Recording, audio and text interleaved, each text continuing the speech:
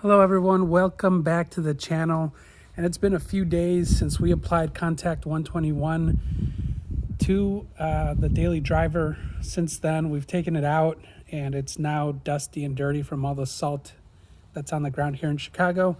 So we're gonna give it a quick rinse down and I'm gonna show you what Contact 121 is all about. Contact 121 actually is called 121 because of the beads that it has. Some of the ceramic coatings like Quartz UK are Contact 110, and this paste wax is 121. So we'll see how exactly what that looks like. I know what it looks like on a ceramic coating because that's what's on my truck, and I also have Quartz Reserve on my Camaro. So we're gonna see what this looks like here. Both with a regular hose so you can see at home if you don't have a power washer, and with a power washer so you can take a look at that as well and see the difference between cleaning this car before and what we can do now. So enjoy.